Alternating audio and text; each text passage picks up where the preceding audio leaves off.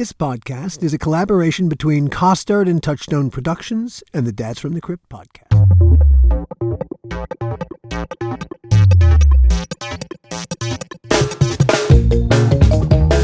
Hello, everybody, and welcome to another episode of the How Not to Make a Movie podcast. My name is Alan Katz. And my name is Gil Adler. This one is, we're calling it Postmortem.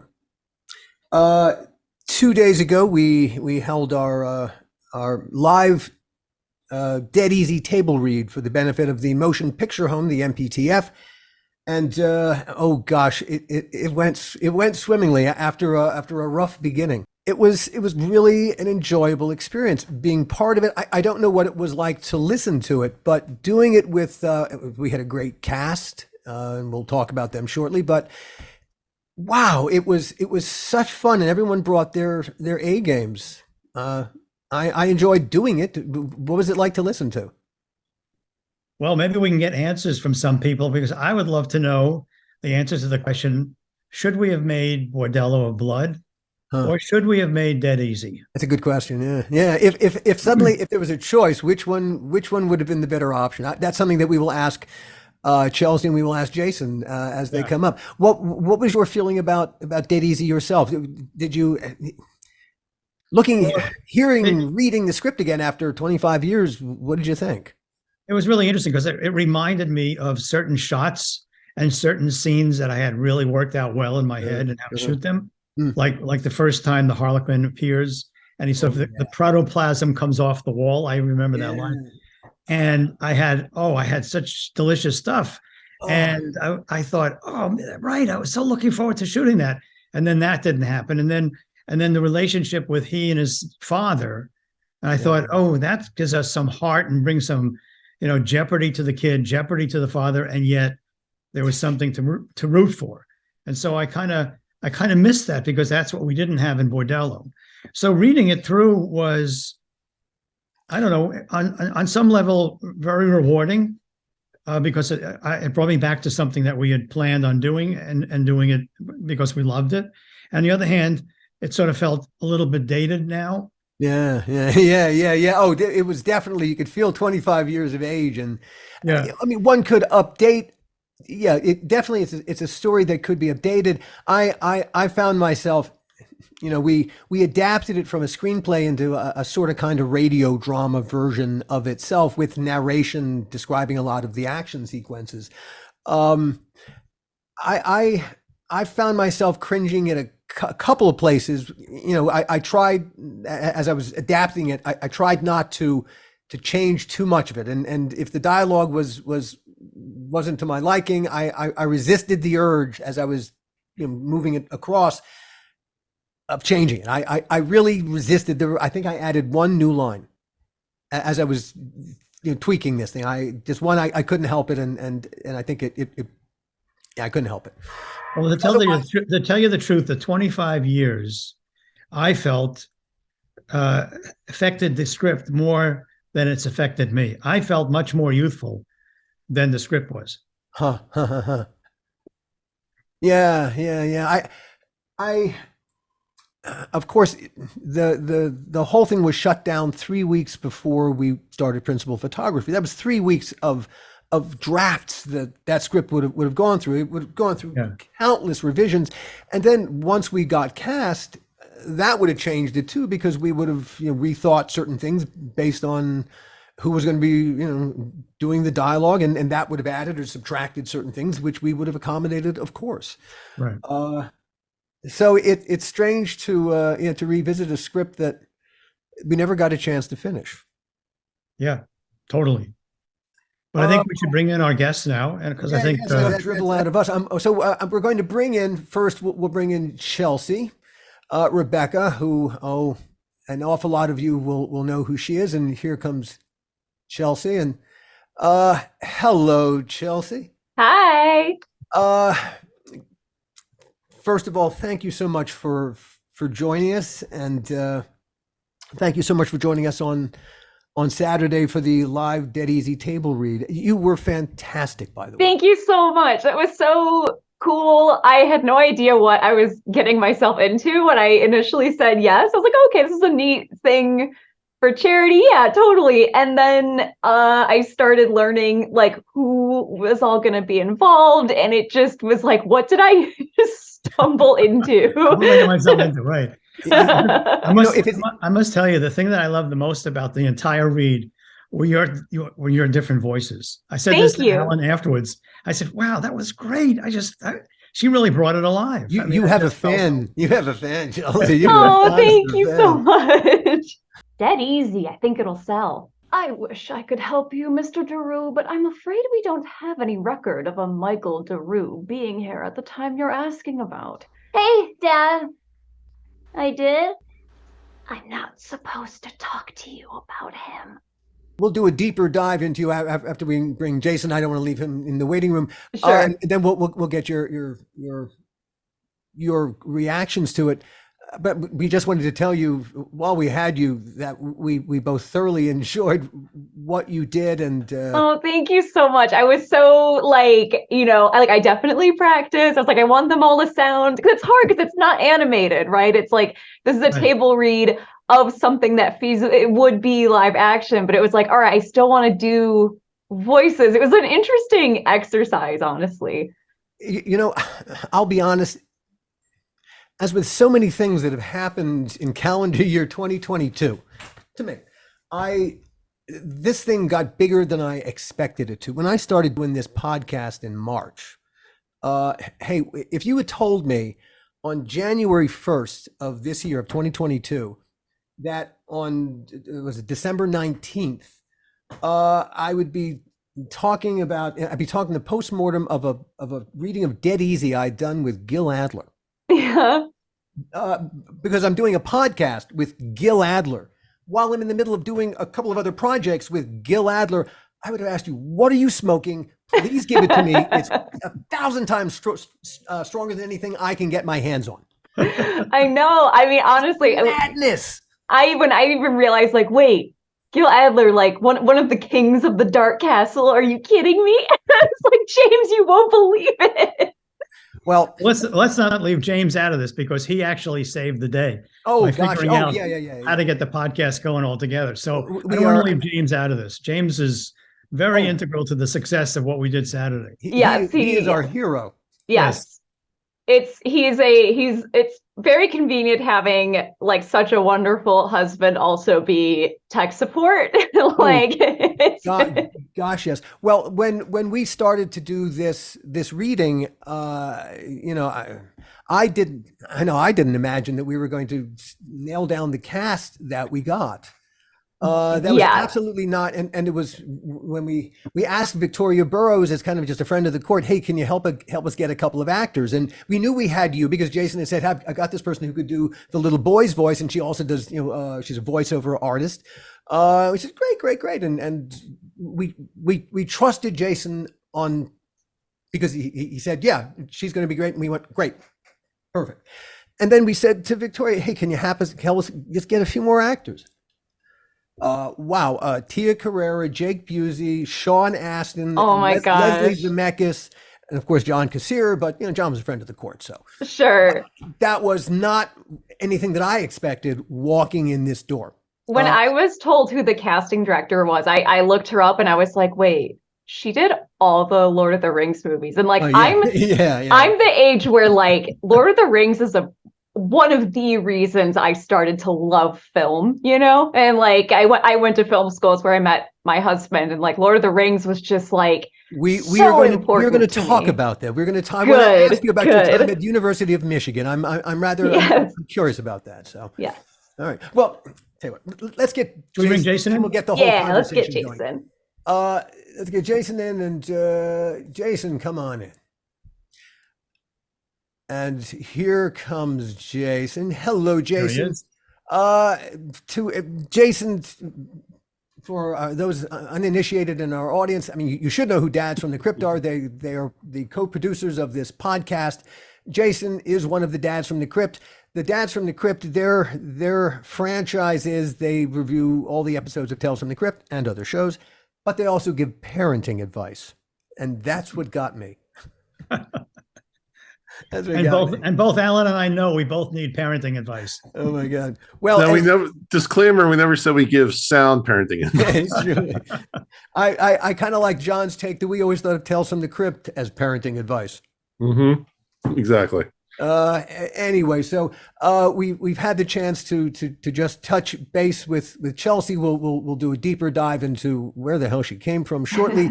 But let's get to the post-mortem, the autopsy part of the program.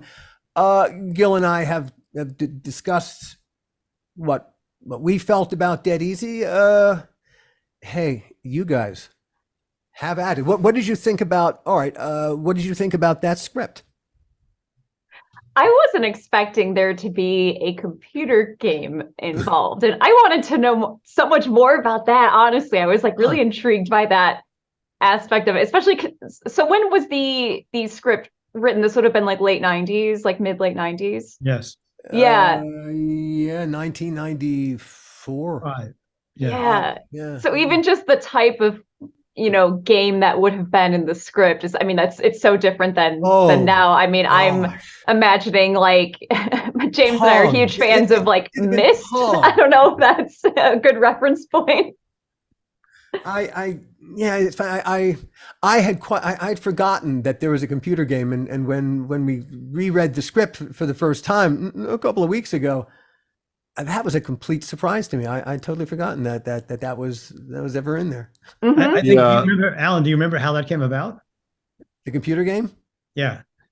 Is there a story? Why do you remember? Is there a story? I think I remember a little bit. Do you remember we were doing Tales from the Crypt, and we got a call one day, and they said they wanted to do a pinball machine. Well, yeah. We they wanted us to write all the stuff on the pinball machine, but there was no money. And we said, well, we're Writers Guild, we know what. And they said, well, the best we could do is, would you each accept a pinball machine? And the two of us, our eyes lit up like, what? As I recall, there was money. There was. We had a choice. We had $3,500 or a pinball machine. Oh, I don't remember the 35. Yeah. There was. We had a choice. We could take money, $3,500 for writing the copy, or the pinball machine. My gosh, it's like The Price is Right. It's you want to take home the washing machine or the money. But it wasn't. We jumped at the chance to get the pinball machine. Of course, you jumped the pinball machine. We were. And I think that's what gave us. I think that's what gave us the idea. Yeah, you're right. That was somewhere in there. That was the impetus for the idea of the game. You're right. Yeah.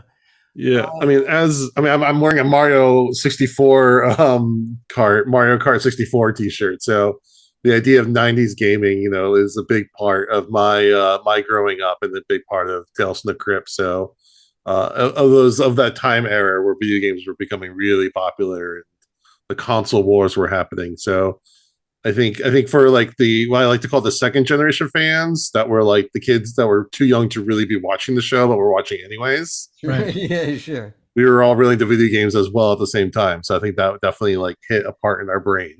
Isn't that funny? God, wow. I feel like video games too, it makes so much sense to kind of like the association with video games and something like Tales from the Crypt, because Tales from the Crypt comes from like, it's the comics, it's like EC Comics, and those were such a moral panic in like the 50s. Parents were like, this is ripping apart the fabric of the nation, is these horror comics. And we see the same thing with video games too. They're a nice little fit together. That's actually a really good point, because they had Senate hearings about video games in the 90s. So that would have been a great parallel. I know that you said on one of your podcasts, Chelsea, you said we need people to be offended by horror movies. Part of the fun of horror is that people get concerned that it's destroying the moral fabric of the nation. Oh, I'm curious what episode that was from. First of all, I love that. Yeah. I love how you think. All right. So my question is, all right, what's the ultimate horror movie that steps, that rubs it in people's noses? Oh, I think like every generation has one, like The Exorcist in the 70s, maybe like Frankenstein in the 30s or 40s, and then like but Rosemary's Baby in the 60s. But those didn't. Universal Pictures never offended anyone's sensibilities, there was a Hays Code that made sure no such thing was going to happen. I think some of those were pre-code. I know at least, I'm trying to think if it was Frankenstein or there was something about the depiction of like the dead in those movies where that was the first time. It's weird to think about, but some people had never seen, something so like just what year did Todd Browning make Freaks? Is anybody was that in the 40s? I thought that was earlier. I think it's early, I think. But that's a good example of like a movie that really, even the studio was like, we can't have these actors eating with our other actors because it offends them, That was 1932. Yeah. And when was the code? Officially? We'll keep Googling. I'm going to ask you guys. I know. I'm like, I should know that. That was like the late 40s, maybe? It was Hays Code, started in 34 to okay. It's earlier than that. That's when Will Hays came to. But or Psycho is a good one that really offended a lot of people. Oh, sure. Well, yeah. Well, yeah. Well, think about this for a second. Just think about this for a second. Bill Gaines and his dad were brought down to Washington, D.C. to testify in front of the Un-American Committee because of their comic books. Yeah. And their comic books, when you look at their comic books as comic books, they were little moral tales. And if you read the first panel, you knew the entire story. The whole thing was laid out to you. And yet they were brought out on the carpet and pulled down to testify in front of the Un-American Committee. And that was in the 50s. That's really how far we've come, if we've come at all, from that kind of an attitude and that kind of an approach. I mean, today parents, encourage kids to watch horror movies and enjoy them themselves. I'm amazed sometimes when we sometimes meet people and we're talking about horror and they bring their kids in to have a conversation with it because the kids are much more aware of what's horror today and what they like and what they don't like. I mean, you are both horror aficionados. Let's put the offensive scrim on. Has a horror movie ever offended either of you? I guess what I mean by like a horror movie that's offensive is it's not necessarily a horror movie that is like cruel or intentionally mean. There's something like a where it stops being fun. I don't think that that's what I love or what I think horror movies should strive to be, because I don't feel like that's what horror is. Horror is such a nice home for like misfits. No argument. But let's go at that. But there are movies that push go it past a little. The line. Sure. Yeah, I mean the go-to, and like I am all for extreme gore, extreme things. Like there's a movie called Martyrs, which is extremely beautiful but extremely disturbing, extremely boundary pushing. But I like that. I call it the best movie I never want to see again. But I appreciate it.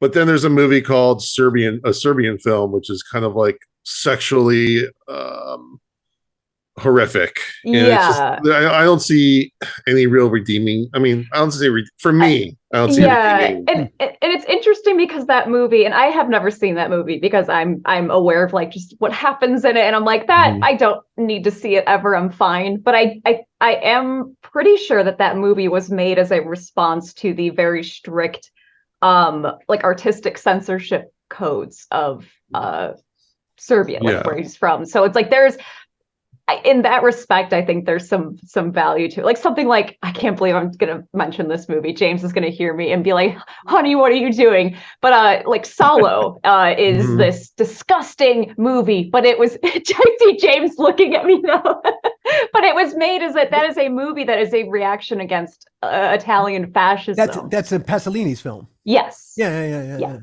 And that, if you're looking at it at face value, it offends all good taste. It's like, it's disgusting. It's like, when you look at it without knowing the context within which it's made, you would maybe think it has no redeemable value whatsoever. But you look at the context and why it was made, and it's an important movie. How about something? I wouldn't say a movie.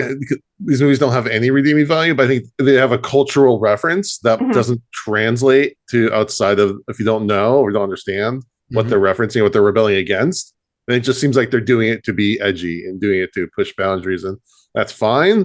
But when it comes to certain subject matters, child violence, etc., some people don't want to go there. That's fine. How do you feel about things like I Spit on Your Grave? Those are ones where I think of that, like Last House on the Left, where I'm like, I appreciate them as films, especially Last House. I think Last House is like, Wes Craven was like one of the all-time greats, and he was a very intelligent man too. And I think that's what makes that movie good. I've seen it once, and I don't know if I ever need to see it again because I was so disturbed by it. But I don't know. I guess it's a lot of it is intent, honestly, and it's also, even if it is total, schlock or trash, there is something. I don't know. I feel like all movies kind of have something to tell us about like the person who made it, or like the time it was made in. And in retrospect, often those movies where at the time it's like, there's no point to this existing. You look back years later and think like, this actually is really informative. I don't know. And also, I find it's easier for me to watch older movies. There's like a disassociation I can find with watching I Spit on Your Grave, Last House on Your Left, where I'm like, okay, that's the film. The film grade is different. Like, it just doesn't seem real to me. Sure. Where if it's something more modern, it hits me much more visceral.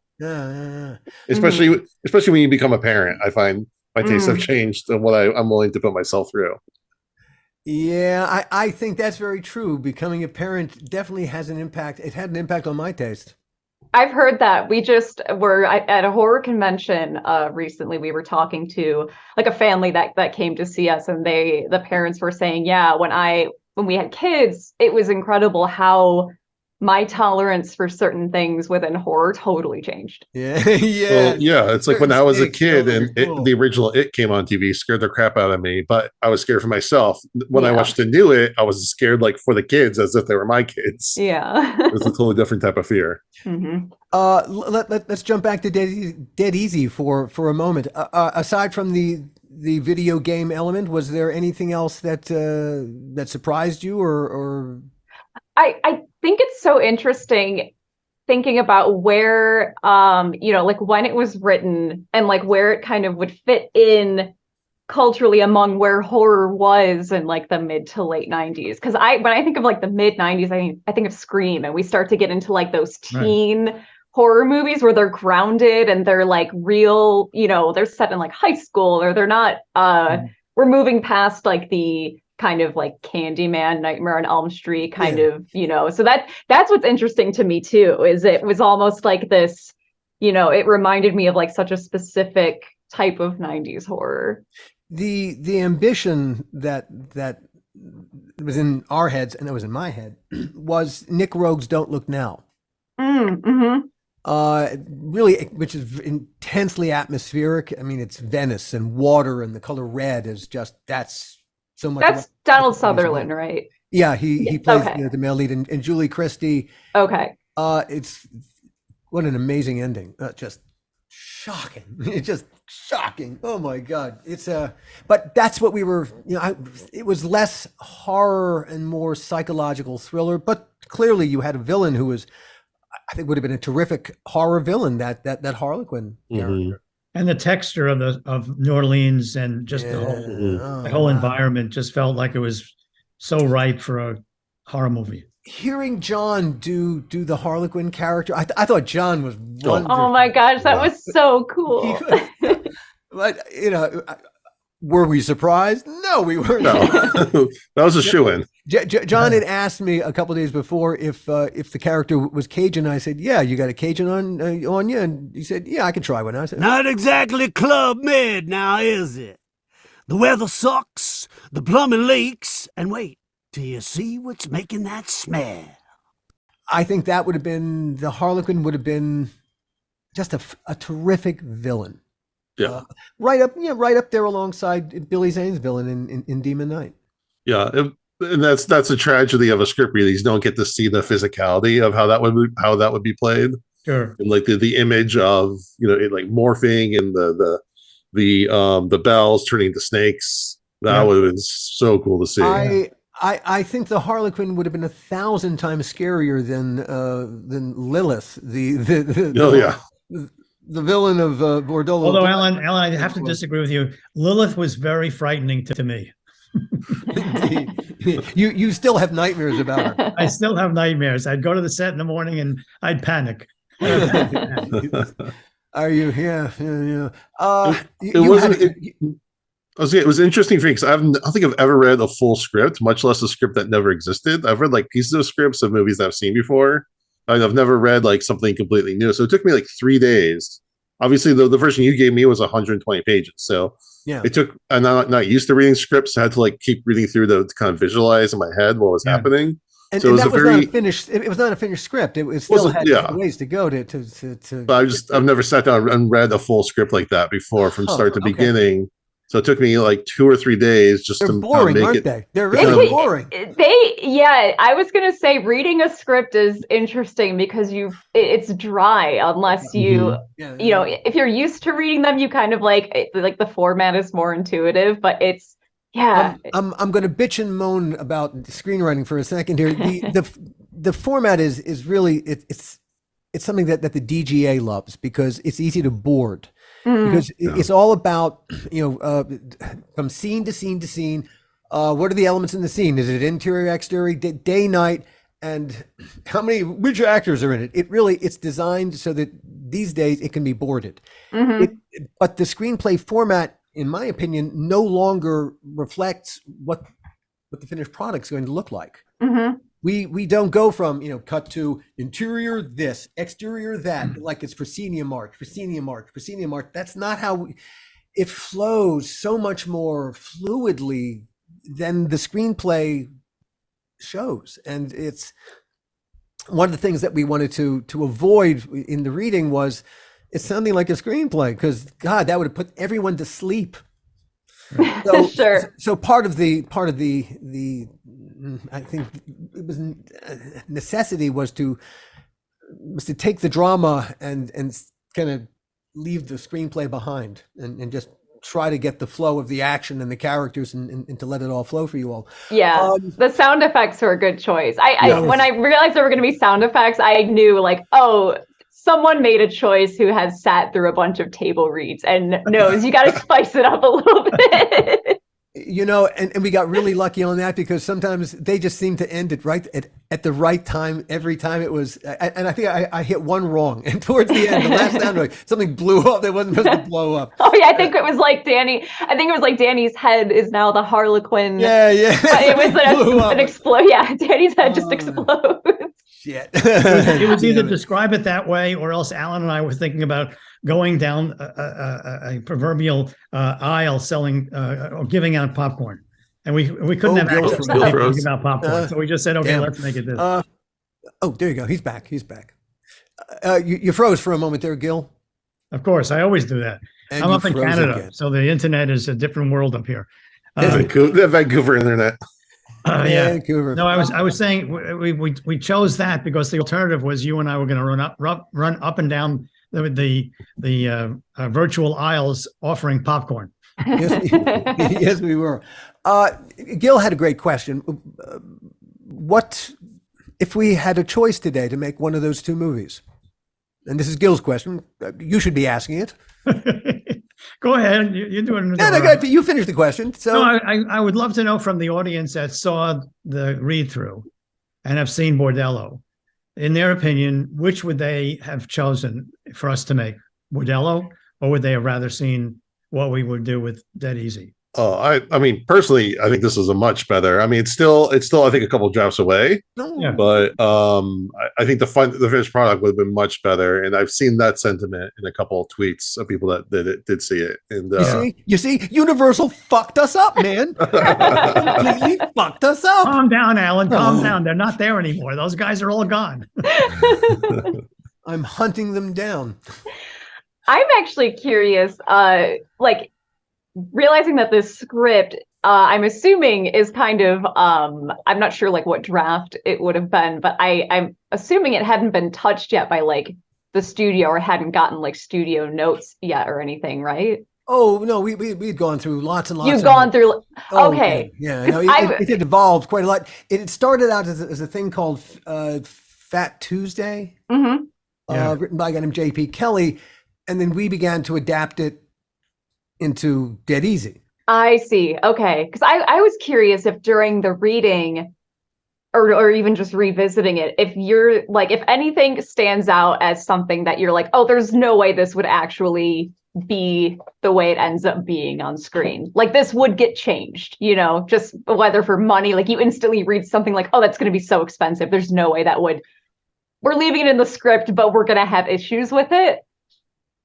I don't think so. I think, the one thing that Alan and I really like doing, and I think together we do real well, is that, and we did this with Tales from the Crypt all the time, if there was a problem, whether it be money or time or energy or whatever, or the director was not interested in doing, or an actor wasn't interested in doing something, we would be able to go upstairs and rewrite something relatively quickly and address that problem, whether it be money or time or someone's concern for emotionally what was going on in the scene. So I think those things never frightened us. I shouldn't say they frightened the hell out of us, but we were able to fix it. We would go upstairs and we would look at each other and, like we're frightened to death. And then, within a half hour, come down with something that might work, might not work, but then we would go back up and do it again. So I don't think anything in the script really frightened us. In fact, a lot of the things I looked forward to doing, I looked forward to revealing the Harlequin. I looked forward to having that pyroplasm come off the ceiling. I thought that we could do something there that would be never done before and very interesting the way we would do it. I love the relationship between, the kid and his father. And I thought that's something that, you don't usually get in a horror movie. You don't get relationship, you don't get emotion. And so I thought one of the things that we would have enhanced probably would have been that relationship, to make it cleaner and make it clearer and to make it even more emotional. And also there was an echo with the Armand Deroux character. So, there was a way to have, that echo across generations we would have played with much more. Yeah. Here's a question, and this might have been more like a production sight gag kind of thing, but I kind of feel like Tales from the Crypt is kind of known for a little bit more tongue-in-cheek, maybe having some Easter eggs, some references like the Gaines orphanage, that kind of thing. As I was reading through the script, that's one thing I was kind of looking for. I didn't really find much of that, but you could have easily changed the name of the orphanage to the Gaines orphanage, or you could have put a vision of the key from Demon Knight in the video game or something. Was that something you might have considered? Oh, surely. Probably, yeah. Although we did think of this as a thriller, and we really thought, whereas Demon Knight was much more horror, we thought this could be more of a thriller and sort of bridge horror and thriller together. And so, yeah, we wanted to do something. We probably would have put stuff in that was Spain's estate, but I don't know if we would put in a lot. No, but there's a little something. Yeah. Alas, it did not go that way. Right. Well, it's interesting again because the first movie, Demon Knight, had huge stakes. The stakes were the fate of the universe in such a big concept, and this one is a family, which is interesting change in scale. Right. That's my preferred kind of horror story. I think smaller stakes often tend to be scarier because they just feel more real. Like that could happen to you. I mean, everything in this is extremely supernatural, but it just feels a bit more relatable than the fate of the world. Right. They become more intimate as well. So, Chelsea.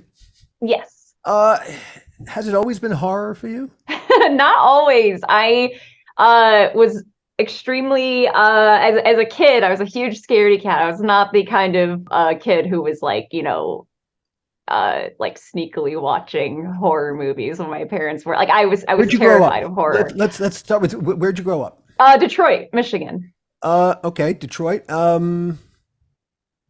And then you went to University of Michigan. Yes, and I guess getting into my teenage years, I would watch horror movies at sleepovers with my girlfriends, and then went to University of Michigan and took a class that honestly changed my life. It was a horror film theory and history class taught by Mark Kligerman, and it just, I don't know, it was like a switch flipped, and I just fell in love. Prior to taking that class, what's the first horror movie that sticks in your head?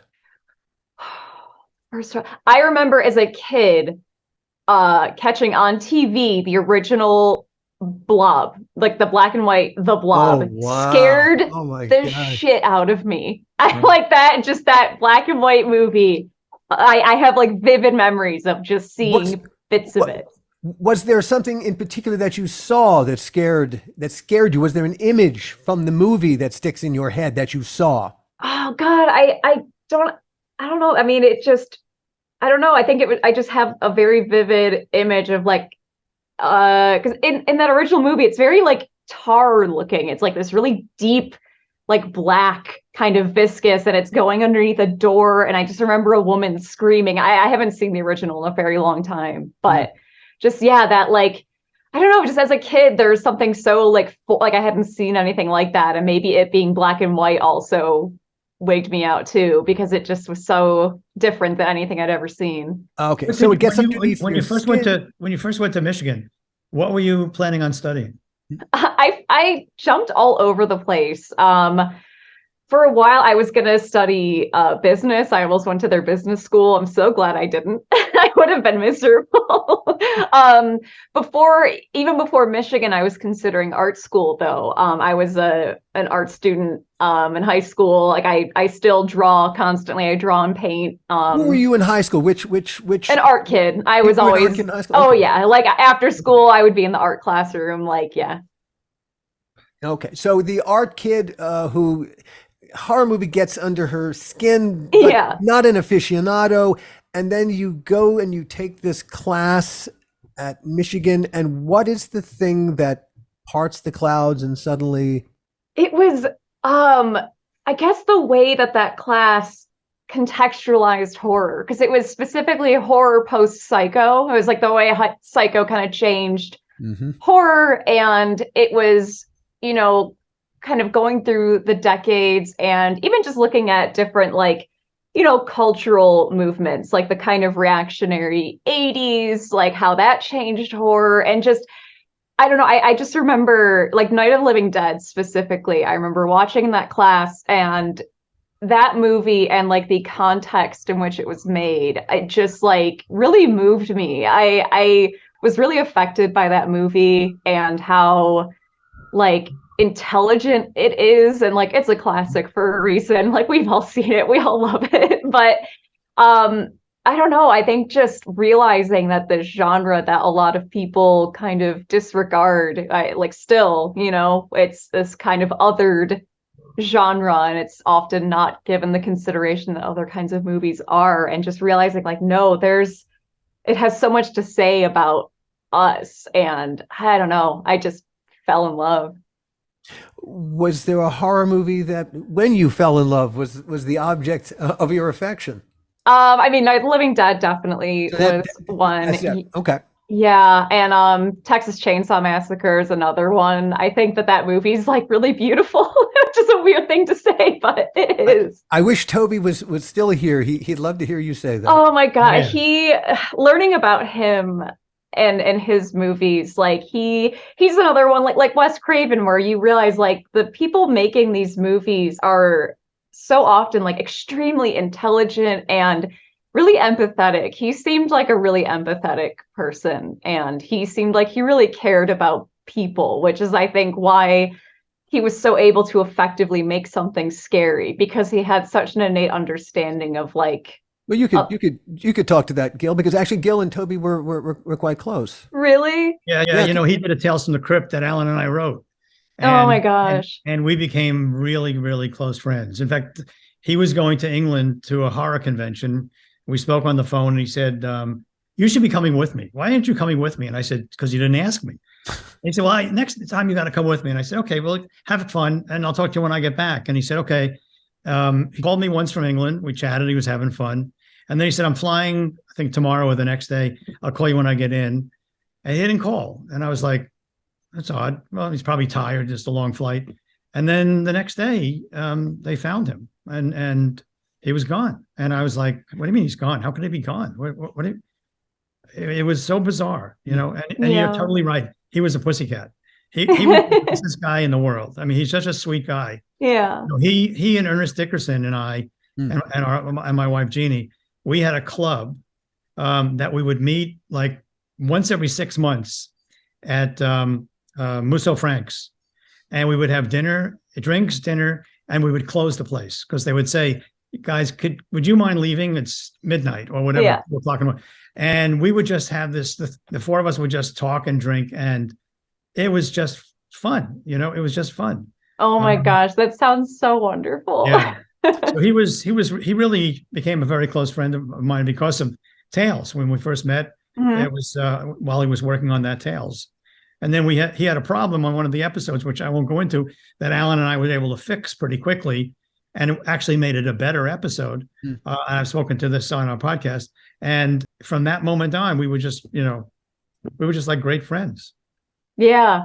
Yeah. Oh, that's so cool. I love when like happy accidents happen like that, you know, making something that's like, oh, this actually really made this better. That's right.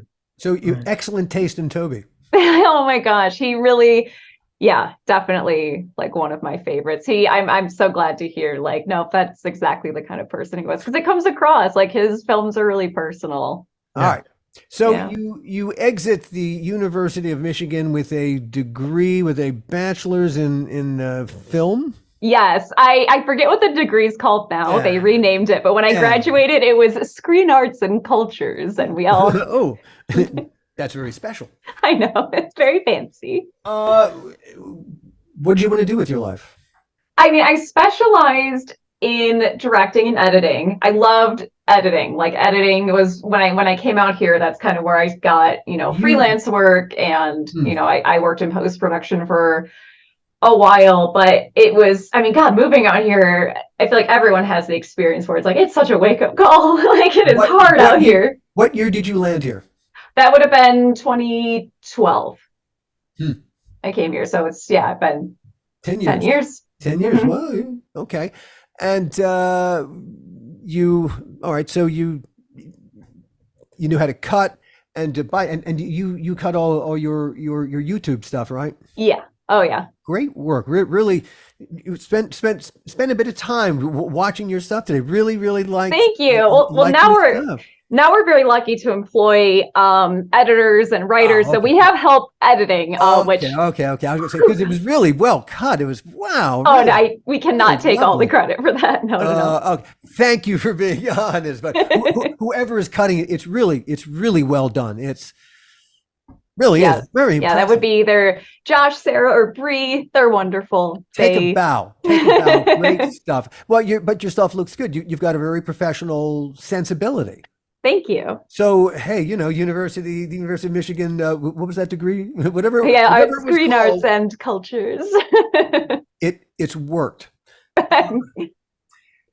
What? All right. So I know that you design costume. Oh yeah. I haven't. Did you do cosplay too? Yes. Oh my gosh. I had no idea you would have known I did like cosplay and stuff. Yeah. I haven't done it in a while. Because it's time consuming, and also conventions kind of, we weren't doing them for a few years because of COVID. So I think that really like is when I stopped. But you miss it? I miss it. Yeah. I would like to start making costumes and stuff again. It's just, it's a lot of, it's time consuming, especially the stuff I like to make, which is a lot of like hand embroidery and just like little, fidgety detail type things. Lots of like Game of Thrones is like, the costumes on that show are beautiful. And I've done a lot of Game of Thrones cosplay, and it's all just this tiny hand embroidery. And it's like this incredible craft, but it takes forever. You've been podcasting and doing your YouTube Dead Meat since what, 2016? Yes. So James started the kill count on Dead Meat that would have been 2016, 2017. And then I started doing the podcast in 2017. So yeah. You have 6 million subscribers? Yeah. We don't know how that happened.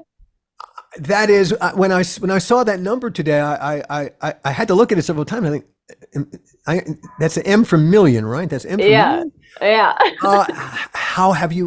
This is a terrific accomplishment. How have you, well, all right, to a degree, I know how you've done it. You put on a really good show. It's really enjoyable. You're very good at it. Thank you. Let me jump in, because I remember when the show first started, and you were doing the Friday the 13th kill counts. And there was an article about it on Bloody Disgusting. And I think that's kind of what at least started the flood, because that's what I remember, like a good horror fan. I had that on my RSS feed, and I saw that. I'm like, oh, okay, let me go check this out. And I was instantly hooked. And, especially when you're doing your videos on Fridays, and I was working from home on Fridays. So that was like my Friday ritual was, my wife, my kids, I left the house for the day. I could make a cup of coffee, sit down and watch my kill count for the morning as I got ready for work. Yeah, it was just truly kind of amazing time. And yeah, Bloody Disgusting helped a lot. They were so kind and writing and doing a write-up about the kill counts when it first started, and the channel was it was small. But what happened was that Friday the 13th video game came out around the exact same time James started doing kill counts of the Friday the 13th movies. He didn't time it on purpose like that. It just was like this beautiful coincidence. And people looking for clips from that new game were finding James's videos. And it just, that I think kickstarted I think it was like pushing it into people's algorithms and feeds. And it was just like this, so yes, we've worked hard on it, but also we got really, really lucky and found this weird little niche that I think people were looking for something there. Well, I also think that people recognize the production value in it. Like it wasn't just a guy in front of his like DVD or something. That you actually had like the sets and everything, and you're the effort you guys are putting into it and the writing and everything really, really stood out amongst other things. Thank you. We're really lucky. Well, luck is important, but you got a skill set. You got, you're delivering great content because you're capable of it. Yeah. Well, thank you. Not everybody is, alas, as we know.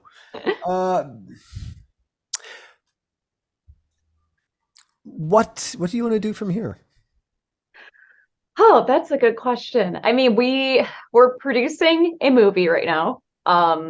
It's I haven't produced anything before aside from little thing, nothing like this where it's we're trying to get funding, we're trying to get it. It's the whole I've never been in this kind of position on a film, and so that's interesting. We're trying to take Dead Meat from just YouTube to we kind of talk the talk. We talk about horror movies. I feel like we want to try our hand at making one. There's a script that a friend wrote that I absolutely adore, that I believe in so much. And we actually filmed the proof of concept.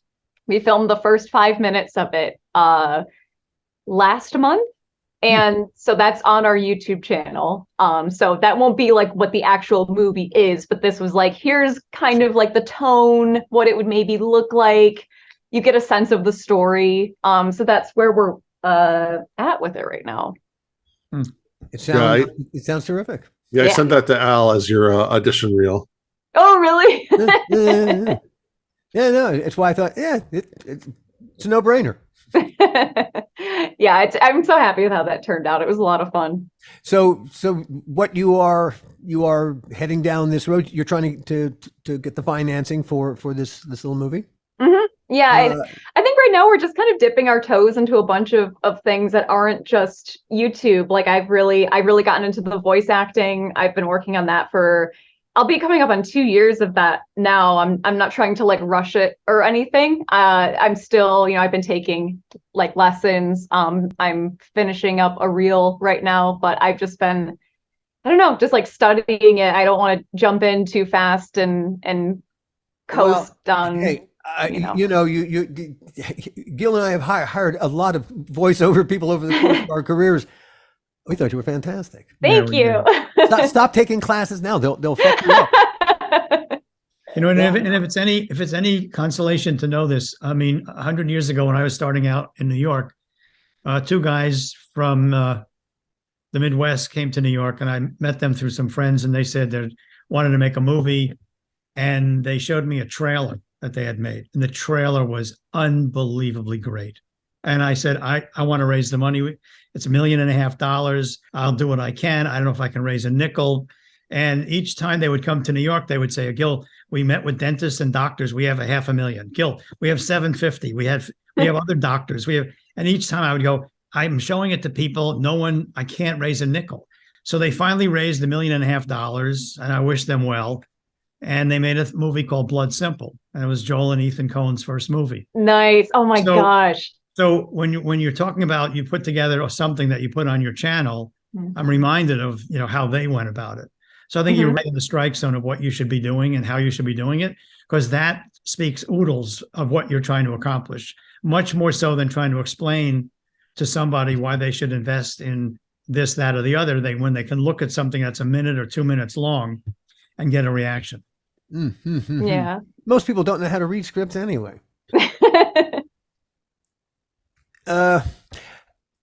This has been a lovely time spent with you. Thank you so much. Before we let you go, I wanted to give Jason a chance to you had some of the Reddit comments that we're going to circle back to the thing that brought us all together, the reading on Saturday. The response that I saw on the YouTube comments seemed generous. Yeah, James said he was reading the chat as it was going because he was watching it in the other room, and he was like, "Oh, everyone really likes this." Like he was texting me during. He's like, "This is great. Everyone's having a good time." So yeah, I was having a very surreal experience because all of you were focusing on the reading, and I have my two computers, so the reading's happening here, and there's like a 10-20 second delay, so I could watch people reacting to the beats that I knew were coming up, that's and that were happening, and I could go over here and watch people's reactions in almost real time. It was really amazing. Like when the video game part came up, people lost their minds. It's so funny. I'm glad I didn't see that. I was distracted enough. Wow, that's so. Well, you guys were all focusing, and then seeing the actors kind of slipping in and out of different roles. I've never done acting. I never thought about acting. I don't understand acting. So like seeing people just turning it on and turning it off. You had told me before we did this, I think on was the day before, that you had in your entire life, you had never been in a show. You were not one of those guys. So this is the first time in your entire life that you had ever been with a bunch of crazies like us, saying, "Hey, let's go put on a show." Yeah. Suddenly you were being dragged along by a bunch of crazy people putting on a show, and we were looking to you to take care of an awful lot of the technical details, which you did. I had the best seat in the house. and on top of it, the technical problem that we had was so unforeseen. That's what it was just devastating about it. There was no possible way to anticipate a question that we could, to this day, I can't answer. Think of like so many times on like our own channel where, we can't get a stream to start, or like, God, we were doing an interview. Luckily it was with Radio Silence, who they're doing the new Scream movies, and we're very friendly with them. They're great. They were at our wedding. Love them. But we were doing the interview with them, and our cameras just died, and we didn't realize until too late that half of our video was just like missing. We still had the sound, but like, so it happens. And I was so embarrassed. I still think about it and want to die, but like, that's just gonna happen, but Al, you rebounded beautifully. Well, thank you. I had a tremendous cast around me. All I had to do was just read them, set up their lines, and man, everyone was wonderful. But just the fact that Chelsea and Sean Astin had never met, they'd never been on Zoom or anything before, and they were just able to like instantly sell father and son. Oh my God. That was really heartening to me. Like I was really like invested in that. That's probably one of the like most surreal things I've done in a minute. Is I was realizing halfway through, like the scene where he's tucking him in for bed, and I'm just like getting tucked in for bed by Sean Astin. I don't know. There was something just so. It wasn't hard to be like a cute little kid in that moment. Like, oh my gosh, you're Sam. Like you're Samwise. I felt like a little kid. I was like, this is amazing. Yeah, last night we sat down and watched Rudy. I showed my oldest son, and that's a movie I grew up on, watching many, many times. So it's just amazing. And again, just seeing, I'm just amazed by it, especially live. It's not like you can like, okay, let me try a different take on this. No, they just had one take to go, and they all just nailed it. Yeah. What did Reddit have to say about us? Okay, so from our friend who did a wonderful video promoting the event, Jonathan from CryptTube. I think you were on his show. Yep. He said, first and foremost, thank you, Al, and the entire cast for reading the script and giving the fans some closure on this film. Second, I love the performances from the cast who seemed so involved and, quote, reanimated during the reading. I can't think of anything negative to say about it. It was amazing, and I am extremely grateful for everyone's time and energy to making this a reality. That's very nice of mine. We owe him a thank you. Well, I'm going to be speaking to the Motion Picture Home tomorrow. I got a couple of emails from them today asking how it went and what we thought, and from their perspective, they were very, very happy. I mean, both in what we did in terms of the quality and how we did it, because they were listening, but also in terms of the fundraising effort as well. And we're not done yet. We're not done yet. We're still getting a couple more. I was the one that was monitoring the email and sending out the links and everything. And we got one really big donation from someone associated with from the old show. And I've never yelled "holy shit!" Like when I got an email, like I just saw the name on it pop up, and I saw the amount, and I'm like, "Wait, is this really this person?" And when I put it together, my mind just melted. Cool. So they know who they are. If they're listening, thank you. We need more like that, and it was for a good cause, and you know, people respond. You know, when they see what the Motion Picture Home provides and what it does, and it's so, you know, introverted in terms of our industry, and there's so many people in our industry that get to a point where they really need some assistance. Maybe it's not full-time, you know, care. Maybe it's just financial advice or just someone to talk to. And the Motion Picture Home, you know, I didn't even know much about it until recently, provides so many services. Yeah, and I right after college, my first job for 4 years was working at a nursing home. So it really heartened me as well, because every penny helps for people in those situations. And I said, you know, they really work out of their heart, but they're so kind. You know, the most of the people, if not all the people that I know there, they approach what they do for a living with great kindness, and it's just a really great place. It was a pleasure to be able to put some money into their pockets. Yeah. But was there anything else that came from Reddit that we should know about? Yeah, we got two more. Okay. Someone said it was so much fun. It was great to finally get a glimpse of the movie that would have been, and it was really fun getting a behind the scenes look at what a table read is like. John Kassir is really good. John Kassir made it feel like an official Tales from the Crypt event. It was nice to see everyone up there having a good time, and I wish I could have seen concept art of what the Harlequin looked like.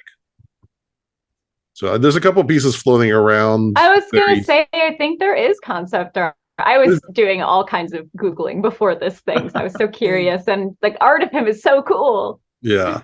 So I think Todd Masters did a couple sketches.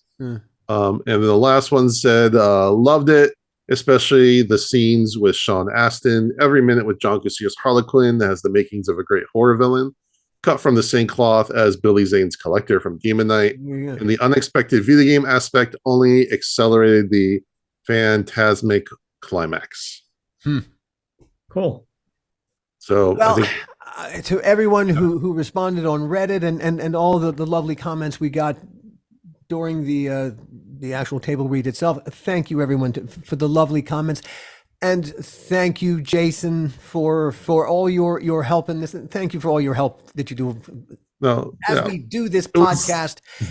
And one last shout out to James, if you don't mind. Oh, James! Hey, James, do you want to show your face with Tuesday? James, man. Oh no, he went to go. He's filming something. I know. Well, we're going to do this again. We're going to have a conversation with both you and James, because we would love to. We are fans. We are absolute total fans. I'm so glad that Jason brought you into this mix. Chelsea, we both are. Yeah. This is so great. I want to give a shout out to one other person. Is I don't know if he's your head editor or your head writer, Zoran. What's his role now? Zoran, he's a producer and writer. Yes. Yeah. So when Chelsea and James got married, they had Zoran take over the show for a little bit to do the Tremor series, and you know, I love looking at the backgrounds they have on their videos to see like Easter eggs and things. and he had something with the Crypt Keeper on it. And I couldn't figure out what it was. And I was like, is that like a clue that you're gonna cover the Tales of the Crypt movies? So like I started messaging him on like every channel I could. And I finally got a hold of him. He's like, oh no, it's just a little fun thing I wanted to put in. And me being the self-promoter I am, I'm like, oh, by the way, do you want to come on my podcast? So that's how perfect. So that's how I kind of got Zorn involved. And when we first started talking about this, I'm thinking like I had no clue that we would get, all the people that we got. I'm like, who do I know that does voices and stuff? I'm like, oh, Zorn does, and then I know Chelsea does. So that was kind of the initial ideas I had. And then unfortunately we couldn't fit Zorn in this time. But he helped me get in touch with Chelsea, and that's kind of how that whole thing well for that he deserves an absolute medal. And thank you, Jason. Thank you, Chelsea. Thank you, everyone, for listening as always. And we will see you next week. The How Not to Make a Movie podcast is executive produced by me, Alan Katz, by Gil Adler, and by Jason Stein. Our artwork was done by the amazing Jody Webster, and Jason Jody, along with Mando, are all the hosts of the fun and informative Dads From The Crypt podcast. Follow them for what my old pal the Crypt Keeper would have called terrific crypt content.